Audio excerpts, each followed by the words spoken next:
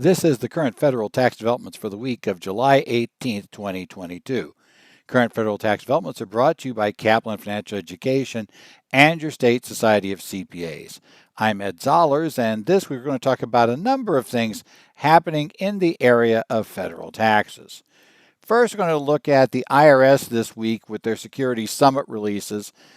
Encourage tax professionals to have their clients participate in, or at least inform them of, the voluntary IP PIN program that serves to protect taxpayers from tax-related identity theft problems where their tax returns, basically a helpful third party, files a tax return on the client's behalf.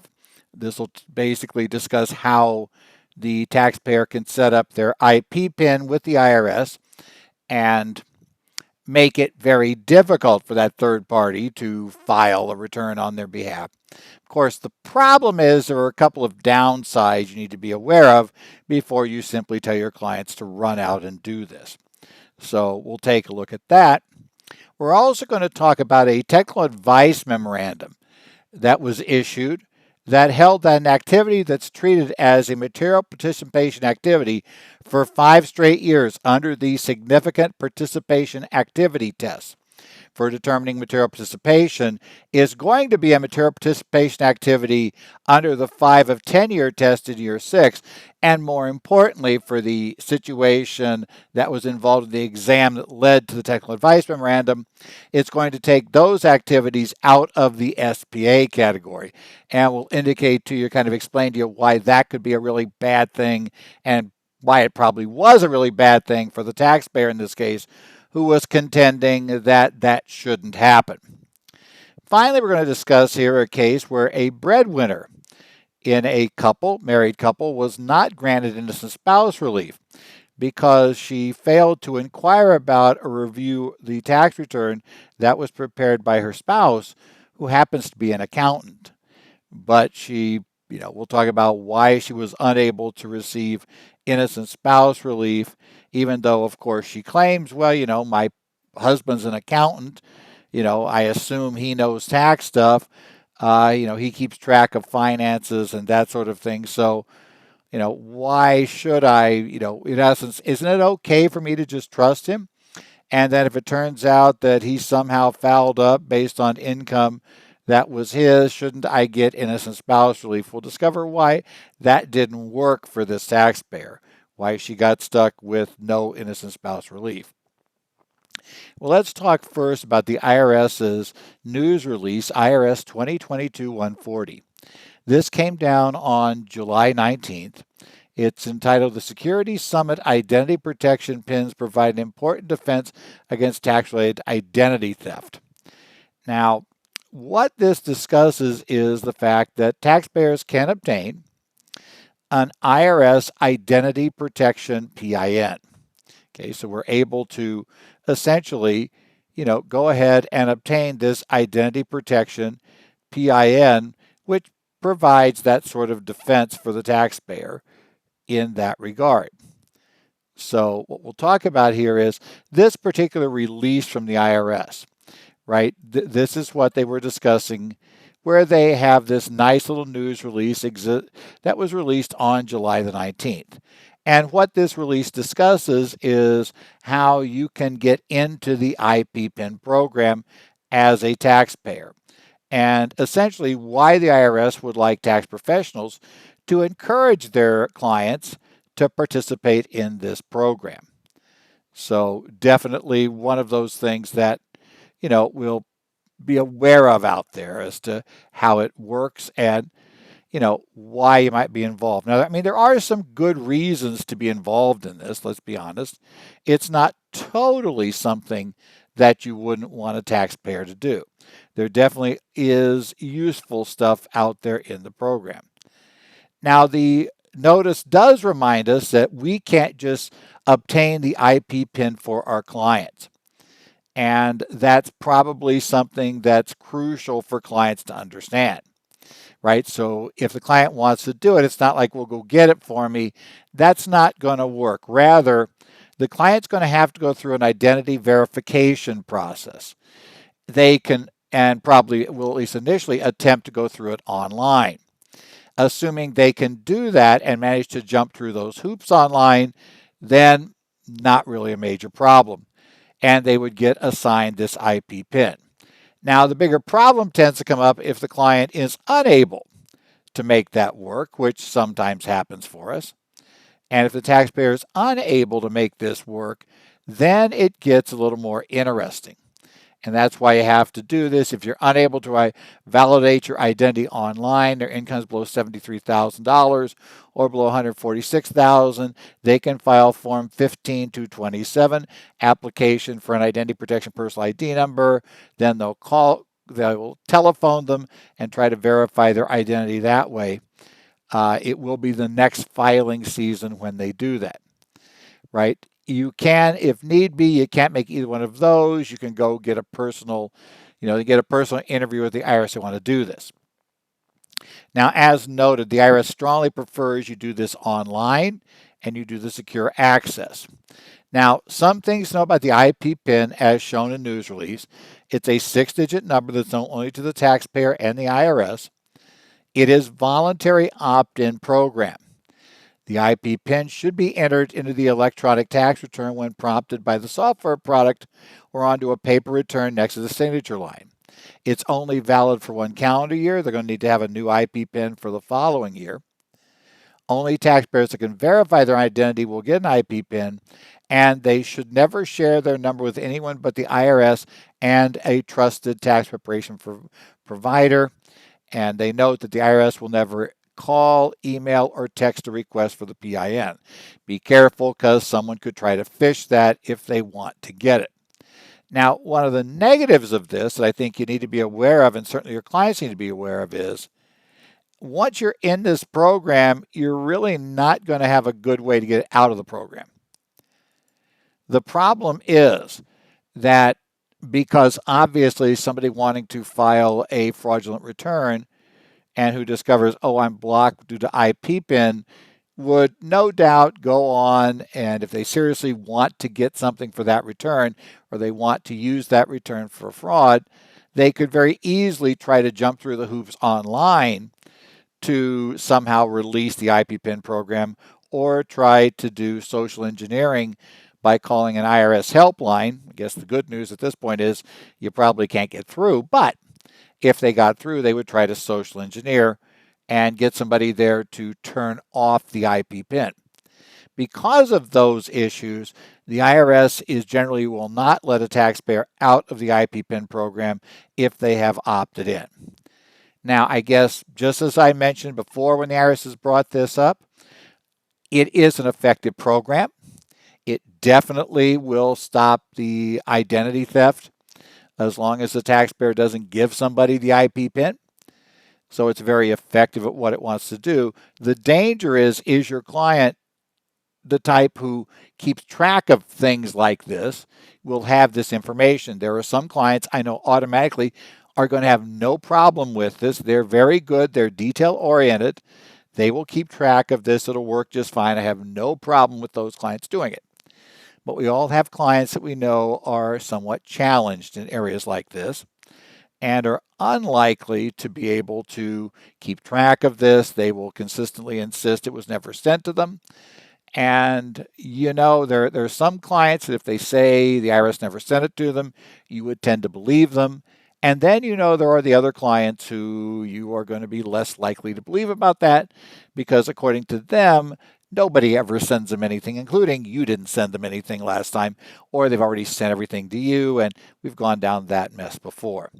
Remember, if they cannot produce their IP PIN, they're going to have to file on paper, and it's going to go through a very slow process. So you don't really want anybody getting in this who can't manage it. But if they can, yes, it's a very useful protection that they should consider. And that's especially going to be true for taxpayers who've been a victim of ID theft. By the way, the other interesting thing the IRS does in this area, or at least interesting in terms of in their news release, is they said, oh yeah, tax professional, if it turns out you now have appeared to have an ID breach in your system, that somehow your taxpayer, the data on your systems has been exposed to the outside world, there's been a breach, you probably should bring this up to your clients. I would expect the IRS may ask you about that. If you are a victim of a breach, do you plan to do this? Have you done this? I would certainly consult with my carrier, insurance liability carrier, about what to do in that area generally, but I also suspect they're probably right that this is not a bad thing to recommend if you have that issue. And it certainly mitigates against, if there is somebody that breaches your system, there's not a lot they can do if, in fact, all of your clients had IP pins. I just don't think that's necessarily realistic that all of our clients be able to manage the IP pin system. Next up, we're going to talk about a technical advice memorandum that came out on the 22nd. This is IRS Technical Advice Memorandum 2022-29036. Technical advice memoranda, if you're not clear on what those are, you haven't heard of those before, they get published in the same basic database with private letter rulings, chief counsel advices, etc. They tend to be posted by the IRS on every Friday is when they post them up. And a TAM is effectively a variant of a private letter ruling that arises not because the taxpayer decides to, in essence, start the PLR request and send a user fee and go through the national office, but rather during an exam, a law interpretation related issue has arisen. The taxpayer and the IRS have basically agreed upon what the facts are in the situation, but what they can't agree upon is how the law would apply in that case. This particular case deals with the passive activity rules. Okay, so we're going to talk about the passive activity rules that we have, where we do the passive activity rules and material participation tests. So remember that Section 469's passive activity rules. Generally, you can only deduct passive activity losses to the extent of passive activity income. You can determine if an activity, and the idea is activities are trades or businesses or their rental activities are considered what are passive activities. And every one of those is deemed to be passive. Every rental is deemed to be passive unless you're a real estate pro.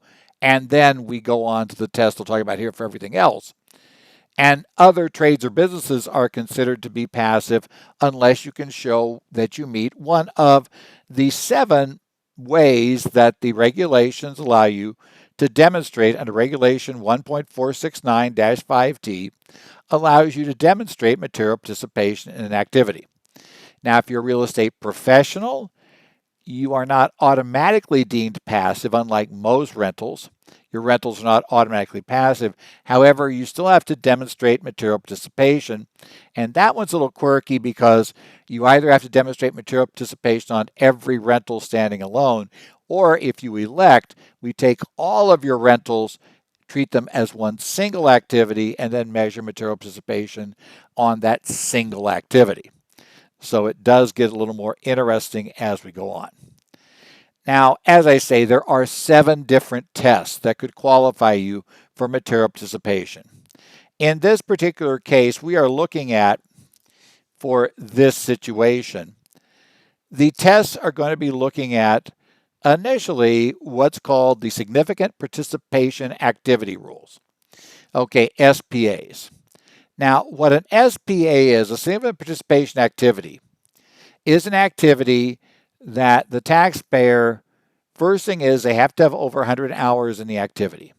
It also must be an activity that doesn't qualify for material participation status under any of the other 6 tests. It cannot do that. Now, actually, we're going to get in a little bit fight whether it really is the other 6 tests or not.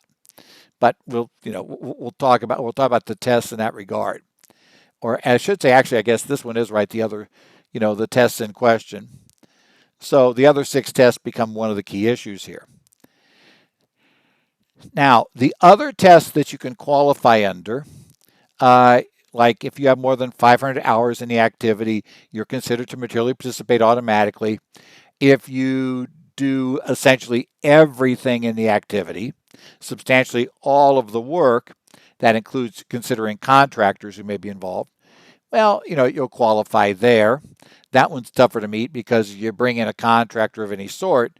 And I mean, when I say a contractor, it's something as simple as, let's say you're trying to qualify your rental because you're a real estate pro, and you have a plumber come in to fix the plumbing, maybe, take care of whatever issues you have.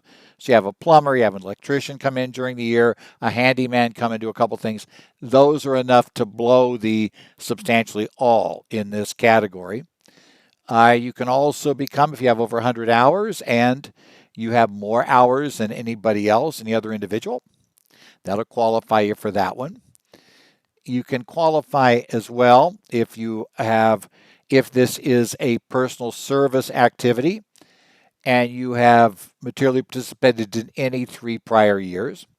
There is a facts and circumstances test if you can't meet the others.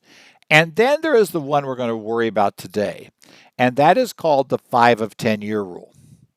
Okay, the 5 of 10 year rule says that if you materially participate in activity in basically the 5 previous years you materially participated in the activity under any of the tests except the 5 of 10 test, then you are materially participating in that activity in the year you're in front of now. So year 6, let's say, of the activity, you would automatically be materially participating as long as you had materially participated in the prior 5 years. So you'd be under that category. Now, we're going to get in a little bit of a battle here because the agent in this case is saying that because certain activities had been qualified for material participation in the prior 5 years under the SPA rule, they themselves were no longer basically significant participation activities in year 6. Why is that potentially important? Glad you asked, because we actually have here something that will help you see why this is in potentially a significantly important issue. Let me go ahead, bring up this nice little chart we've got here. Now, let's assume that we have 4 activities here that don't qualify under any other rule, right? So we can't qualify, we have more than 100 hours, but other people work more hours than us in each one of these, and obviously in these activities, certainly we don't do everything because we've got other people working more hours than us, so we can't meet that one. They're not, they weren't personal service activities in which we materially participated in at least 3 prior years. At least the 2 I'm going to worry about here are not going to be in that category where we did it in 3 prior years. And finally, they don't meet the facts and circumstances test. So here's my example here. I got a movie theater that we've done for this is the 5th year that we've had it in here as a significant participation activity, and we're going to qualify for material participation under this test. And we have 120 hours there, 200 hours in the hot dog stand. It also made money, and this is the 5th year. We have 220 hours in the restaurant. We lost $80,000 in the restaurant. And we have 110 hours as a YouTube influencer. We're doing videos, maybe TikTok influencer. I don't know. I guess TikTok's one of the bigger ones these days. You got to be an influencer on TikTok. But TikTok or YouTube influencer, we lost 10 grand doing that this year. Now, in this case, note, none of these have we done. It is year 5 for the movie theater and hot dog stand, but that means we've only qualified in 4 prior years. Now, in this case, IRS and the taxpayer would both agree that in this case, assuming we can document the hours in this case, and assuming we can show we don't qualify anywhere else, that we have here 650 hours in significant participation activities.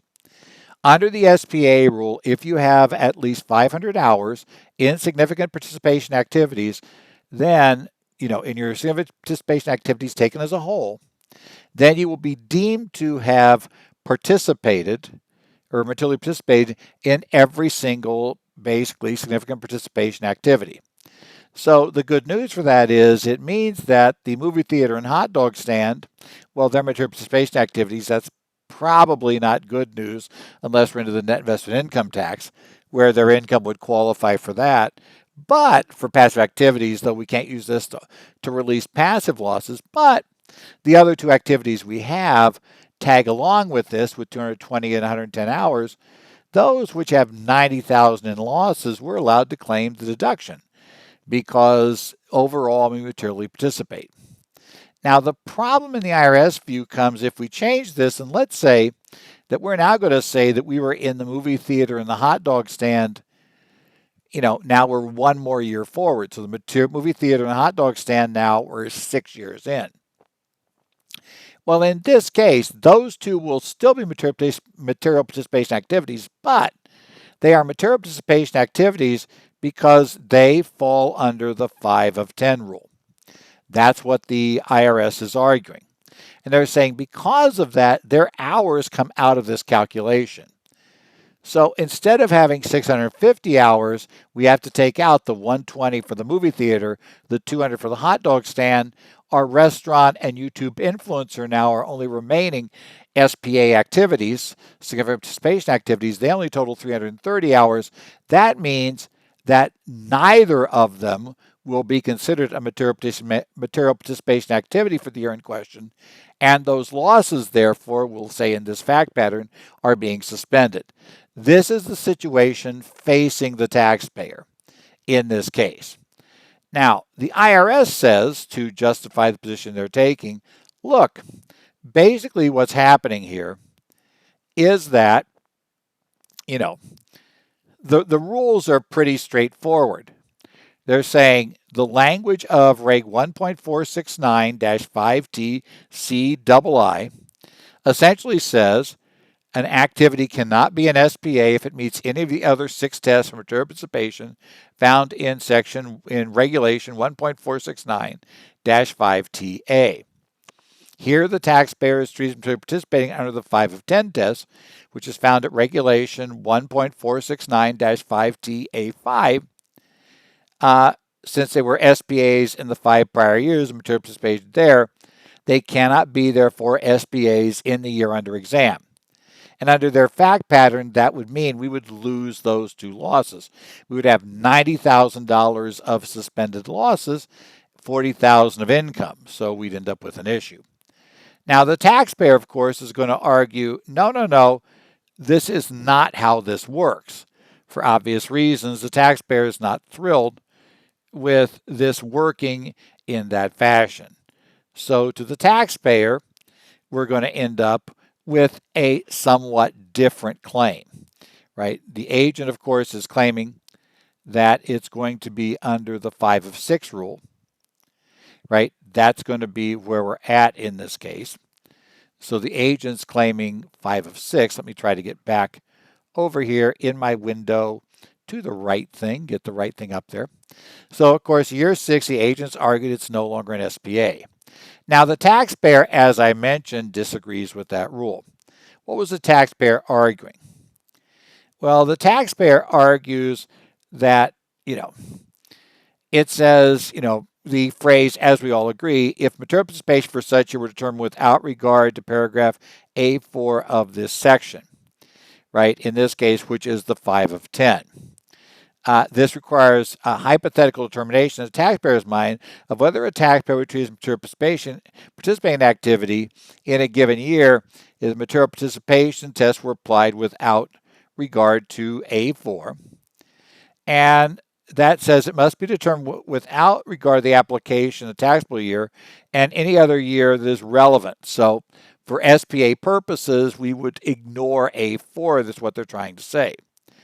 They're saying, look, this leads to a position that's undesired, that you could have to alternate between the SPA test and the 5 of 10 year test, even though you have long-standing businesses and nothing changed year to year. And to be honest, it seems to make sense that way, right? If you take a look at what we've got here, it does make some sense, what the taxpayer is saying. Because if you go back and take a look at our spreadsheet, right, and take a look at these particular issues. Look, nothing changed. We just rolled one more year. Nothing changed. We did exactly the same thing in each of the four activities. So they're saying suddenly out of the blue, we end up shoving these back over into, out of here and blowing the SBAs, even though we did exactly the same thing, let's say in 2022, we did in 2021 with these activities. The problem is, basically the national office is going to end up agreeing with the taxpayer.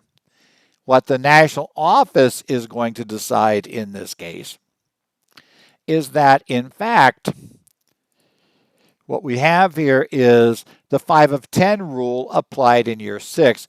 They're no longer significant participation activities in that year based on the text of the regulations. The regulation very clearly does this. The national office agreed with the taxpayer that this actually has never really been decided in a court case.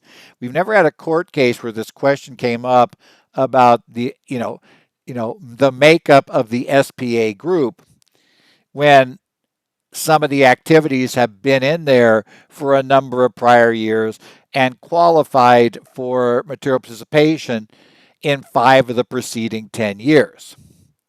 Right? We've never had that would happen, because what would happen in this case, it appears, is you qualify for 5 of 10 years. Then we have 5 years run where it's in this category. The next year, we only have 4 years that we qualified under this rule. And, so essentially those 4 are in there. So now we go back to throwing this back in the SPA group. And because we're going to keep losing a year at the back end every time, we will stay as part of SBAs for 5 years. Then if you kept doing this forever, you'd cycle back to having 5 years where the 5 of 10 test would bring them in, and then 5 more years where it'd be in the SBA test. So, yeah, that appears to be the same. Well, that's how the reg's written. That's how it appears to work, and we don't really have an option.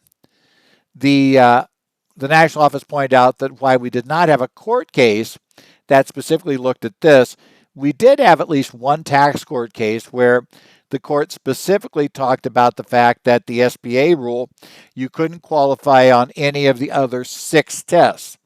And obviously, the 5 of 10 rule is one of the other 6 tests.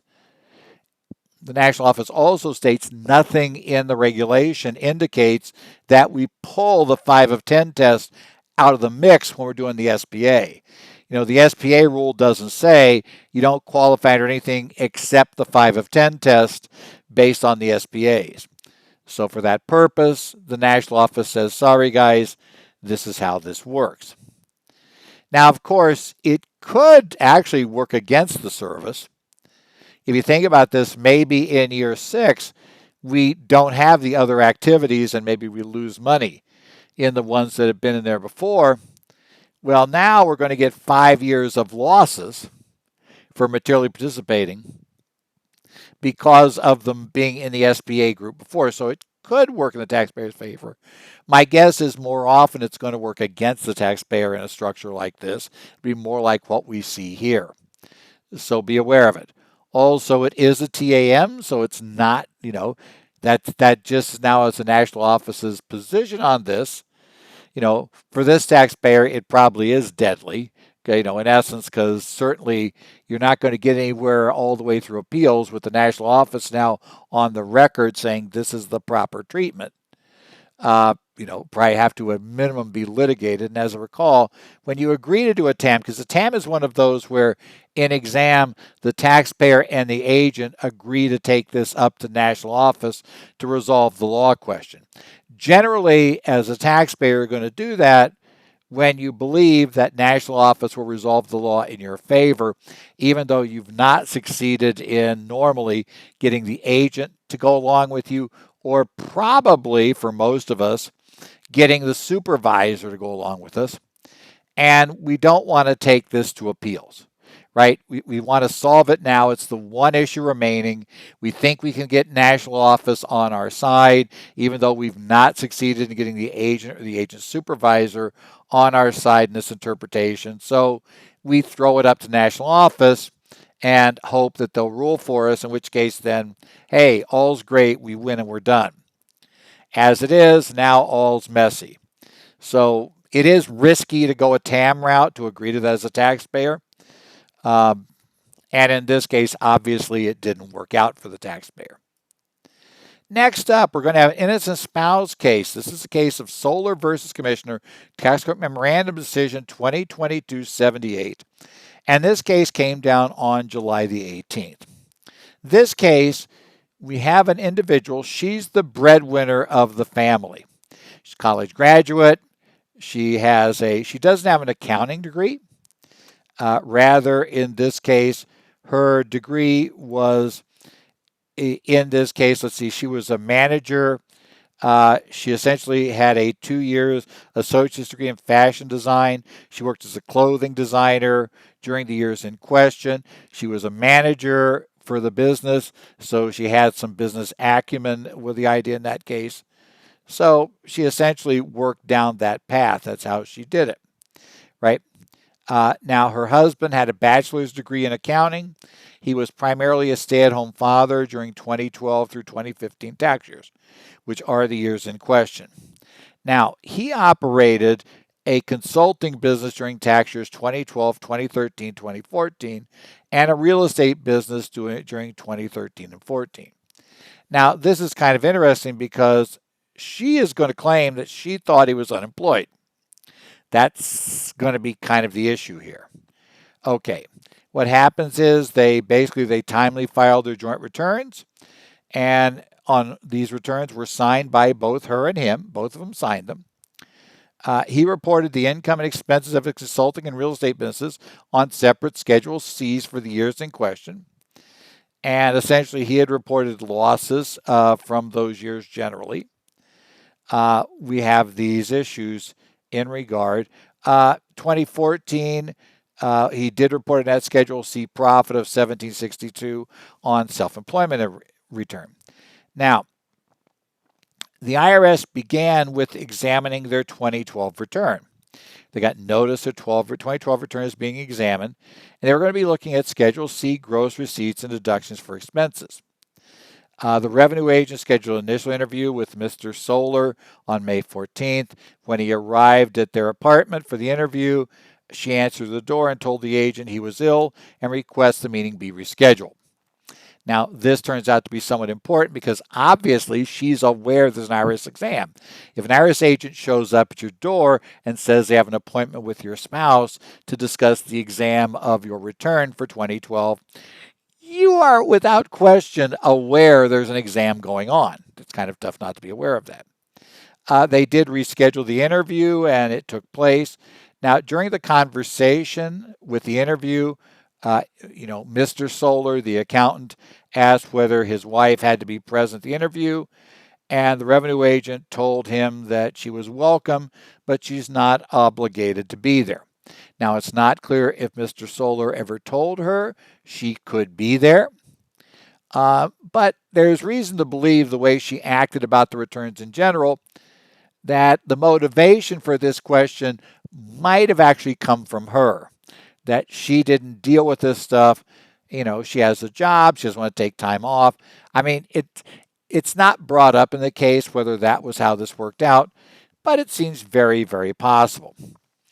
Now, right, so we had this thing, we knew that this, they then later told them their 2013 return and 2014 return were being examined. So they had this. The letter that was addressed to him was returned as undeliverable. Hers was not returned on August 2015. Then they opened up an exam of the 14 return along with the 15 return in November of 15. So this came pretty quick. They mailed separate letters and forms for the examination changes to both spouses for the 2012, 2013, and 14 years. They issued a notice of deficiency on those years, right, and an accuracy-related penalty for each year.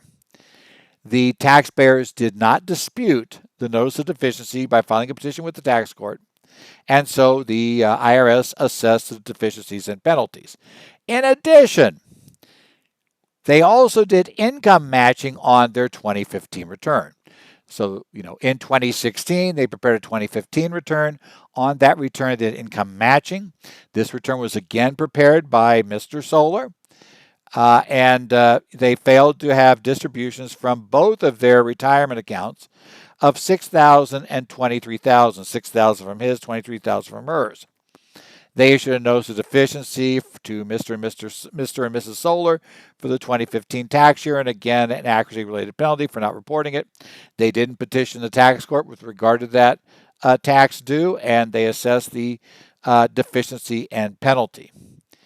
Now, a little while later, then, the taxpayers actually go ahead and file, in this case, for the, basically, she now files, and so as we said, they had these years and they had this issue. And remember, she thought he was unemployed during this time, but there was a Schedule C in regard to that. We also had the 2015 returns. Now, at this point, she goes ahead and she files for innocent spouse relief. She files Form 8857, request for innocent spouse relief with the IRS, asking for relief from the joint several liabilities for 2012, 2013, 2014, 2015.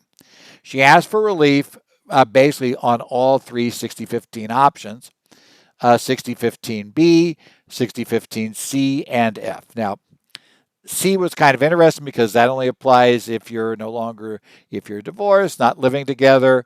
Obviously, they were living together, never been divorced or separated. So that one wasn't going to fly. But we're going to look at the general innocent spouse relief under 6015B and the equitable relief under 6015F, because those were clearly things that had to go. Now, in the basic issue that we have, the only real question involves under 6015B1. To qualify for relief, there had to be a joint return filed under the code, right? There's an understatement of tax attributable to the erroneous items of one of the two spouses. That was also clearly true here. It related erroneous items for his Schedule C was a problem on three of the returns. And there was at least one of the two 1099Rs was his. It was a smaller one, but that would have worked for 15 as well, right? In these particular issue, right? The other individual filing a joint return establishes that in signing the return, she did not know or had no reason to know there was an understatement, right?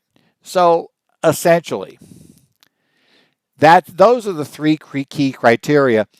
And, they agree the joint return was filed. They agree it is his income and deductions they were looking at. But the IRS even agrees that she didn't know of those understatements when she signed the return. What the IRS did not agree was that she had no reason to know about those understatements. Okay, and that's where we get into trouble, right? Did she have reason to know? And the court notes that the relief provisions are designed, quoting from the Dickey case, to protect the innocent, not the intentionally ignorant spouse. A spouse has a duty to inquire about the return and its correctness. You can't just totally turn over the dealing with the tax issues to your spouse, even if you'd like to do so. And yes, there are a lot of people who would prefer not to deal with taxes. And if their spouse was willing to do it, they're like, okay, that's good. But you have to understand that if you do that, you're giving up the ability to argue innocent spouse later for the most part, right? They're going to have constructive knowledge of the understatement. This comes from the Price case and the Porter case. Will be our issue, and that's it. Now, she says she was an unsophisticated taxpayer who entrusted the family finances to her husband, did not participate in his Schedule C business. She says he hid his existence of his bank accounts used for Schedule C ventures, and she was not aware of enough facts to be put on notice the understatement might not exist. So she contends, and this is the test, would a reasonable person in her position have made further inquiries? Unfortunately, the court didn't buy that. In the view of the court, she's college educated, was the primary earner for her household during the year, and had some regular involvement in the household finances. Now, on the date she signed the return, she claimed she believed he did not work and had no income. If that's what you believe, the court said the mere fact there were Schedule C's attached to the return that claimed to be his income from two businesses he was claiming to run should have put you on notice that obviously there's some things I don't know or my assumptions are wrong about our income. You know, and she knew that her income alone was not sufficient to pay all of their expenses. They had financial difficulties. Now she claimed she believes that gifts from her husband's spouse, or husband's, I should say, parents, actually were what were getting them through. But the court did note she introduced no evidence at the court of any of those gifts. So there's not in. Also, they say the Schedule C's showed net losses for 2013 and 14. They're experiencing financial stress during years and issues. They're in the middle of a Chapter 13 bankruptcy position. They said a prudent person in deep financial straits, you and your spouse are in deep financial straits, would have wanted to be aware of, why are we doing this thing that's losing money? We don't have money to lose. You shouldn't be operating these money-losing activities. In fact, they said, look, she testified that had she looked at the return and noticed the losses, she would have asked her husband about them. So even though she did not review the returns, by the way, that's generally not a good thing because that's intentional ignorance, so it's done. She's charged with constructive knowledge of their contents because she signed them. Because she did not fulfill her duty of inquiry, the court concluded she had reason to know of the understatements on the 12, 13, and 14 return. They're part of the exam. And also they said when the 15 return was done, she already knew that the IRS had assessed tax on three prior returns that she had just allowed her husband to prepare and that she hadn't looked at.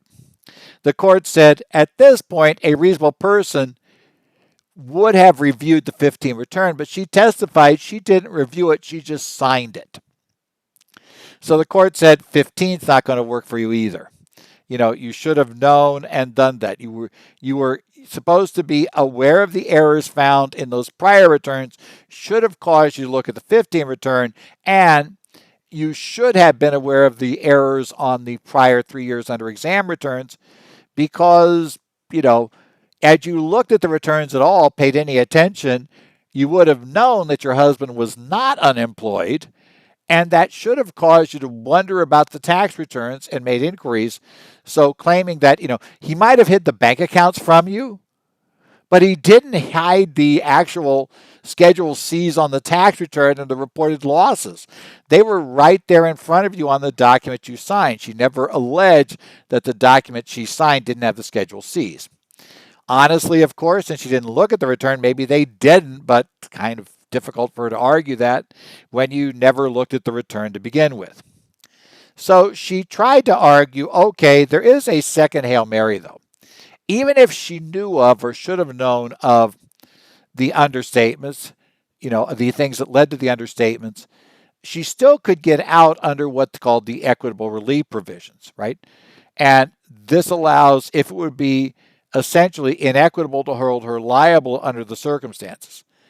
Now, the IRS has published procedures on this that have a series of things they consider to determine if relief should or shouldn't be granted, and the courts generally follow that. Now, here's the catch. The court looked at the various factors and they decided that essentially most of them were kind of indifferent. They didn't really lean either toward granting relief, not granting relief. But there was one that did lean toward granting relief. In this case, they said she did not receive a significant benefit from the understatement. And they said, no, the only real benefit she got was the fact that, they didn't pay the tax. But she didn't have a lavish lifestyle. They weren't purchasing luxury items, going on expensive vacations. She wasn't living the grand life while there were unpaid taxes. So that slightly was in favor of granting relief. But they said the bigger problem was, though, her constructive knowledge, which had already determined under the prior one, that she had been so lax in trying to determine if her taxes were being properly determined. She just kind of punted it entirely to the spouse, that argued much more heavily against granting relief. So at the end of the day, they did not grant relief under the equitable provisions. Now, this is kind of interesting because this is a problem that some people listening to this might have. I'm assuming most of you listening to this are actually tax preparers, and a lot of you are accountants, right? And, it is something that if you are married, your spouse should be aware of, that it's not going to be deemed reasonable by the court. Talk about an admission against interest, but it would not be considered reasonable by the tax court to get that person out of penalties or get them out of having to pay the taxes if you're fouling up the return, even if the foul up is all on you. There is at least the minimal requirement to review the return. Now, clearly in this case, I think had she looked at the return, it probably could have come out a lot better for her, because I think she could have made a plausible argument that, well, obviously he understands this better than she does. And had she asked about the Schedule C, and had he misled her, had he indicated and explained, she might have gotten out of this had she looked at it, but the fact she punted entirely is what went against her. Now, I realize you're a married couple, your spouse is an accountant, they're supposed to know this. Are you going to rely on them like 100% for this? Probably. When I was married, I suspect my spouse pretty much relied upon the return that I prepared. I don't know that she spent lots of time looking at it in great detail. I think she would have noticed if her W-2 wasn't there. She might have noticed a few things, but would she have, made any special inquiries about maybe whether I was missing something or not reporting something? It could be tougher. I understand the reason why our spouses might want to go that route. Just realize, though, under the law, that creates a real problem for them should an issue arise. It's interesting concept to talk about now. Not at this point, since I am no longer married, it's no longer an issue for me. But it is an interesting problem of raising this. Just in case anything would happen and we turn out not to be married in later years and a tax exam comes up, you may have been basically causing yourself major problems by not reviewing this return. So just kind of be aware of that issue. As I noted, in this case, Mrs. Solar was denied innocent spouse relief. This has been the current federal tax developments for the week of July 25th, 2022. As always, current federal tax developments are brought to you by Kaplan Financial Education and by your state society of CPAs. You can email me questions, edzollers@currentfederaltaxdevelopments.com. I also check in on the Connect sites for the Arizona Society, New Jersey Society, Minnesota, Illinois, Washington. And I look in if there's anything posted on Idaho's discussion groups. I look in there. So if you're a member of one of those societies, you can post something there and I may be able to respond. And if not me, then somebody else, another member of the society, might be able to respond and help you in those areas. So take a look at that. Otherwise, we're done with July now. The next one I do of this, it'll be for August 1st. So 7 months down in the year. This year just goes by so quickly. We'll see you next week when we'll talk about, in the beginning of August, when we get the Major League Summer doldrums, we'll talk about what's going on in the area of federal taxes.